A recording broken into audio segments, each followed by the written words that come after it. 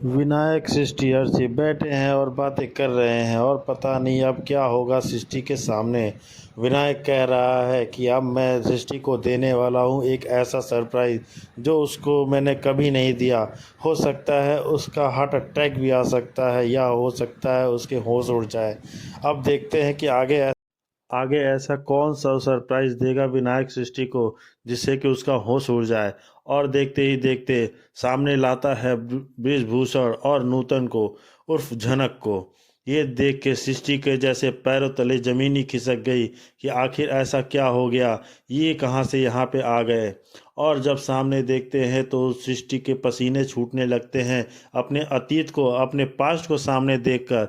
और झनक जो कि उसकी बेटी, खुद उसकी बेटी है और नूतन के रूप में उसके सामने आई है। अब वो क्या करे क्या ना करे इस असमंजस में पड़ी हुई है कि आज विनायक, सृष्टि, अर्शी और बृजभूषण सब कोई सामने आमने बैठा हुआ है। अब ऐसा क्या कर सकती है, कुछ समझ नहीं आ रहा है। अपने अतीत को, जिसको उसने धोखा दिया, उसको धोखे में रख के अपनी बेटी रखी और उसको छोड़ के चली आई विनायक के पास। और ये सब देख के और सोच के उसके तो घबराहट से जैसे मानो कि अब तो वो गई और क्या होगा पता नहीं उसका। अब सब देखते ही सामने और बृजभूषण को बोलती है कि ठीक है, आइए आइए आप बैठिए। विनायक बोलता है अरे सृष्टि, इन लोगों को तो बैठने को तो बोलो, कम से कम बैठ के तो बातें करो। और इसने में जनक बोलती है, जो कि नूतन के रूप में आई है, और बैठो। नहीं नहीं, मैं ठीक हूँ, मैं बैठूंगी नहीं। तो इतने में विनायक बोलता है कि नहीं, अरे बैठ जाओ बेटा, तुम्हारा ही घर है। तो बृजभूषण बोलता है हाँ बेटा बैठ जाओ, तुम्हारा ही घर है और तुम्हारी ही माँ है। ये सुन के तो जैसे सृष्टि के पैरों तले जमीनी खिसकी कि क्या अतीत का पन्ना कहीं आज बृजभूषण विनायक और अर्ची के सामने खोल ना दे। ये सब तो चलता रहता है। अब सब बैठते हैं और बातें होती हैं और बृजभूषण धीरे धीरे ऐसे अतीत के पन्ने खोलता है जैसे किसी को जूते भिगो कर मारा जाता है। उसी तरीके से आज बृजभूषण सृष्टि को मार रहा है।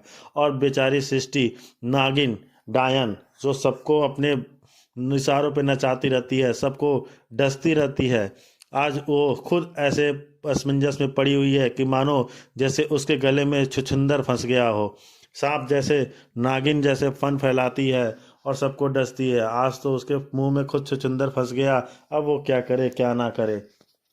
और कर भी क्या सकती है सृष्टि। आज अतीत उसके सामने ऐसे बैठा है जो कि उसको लगता है कि अब उसका घर संसार सब उजाड़ देगा, विनायक के सामने सब सच बता देगा। लेकिन बृजभूषण और उर्फ गुरुजी ऐसे बैठे हैं जैसे मानो कि कुछ हुआ ही ना हो।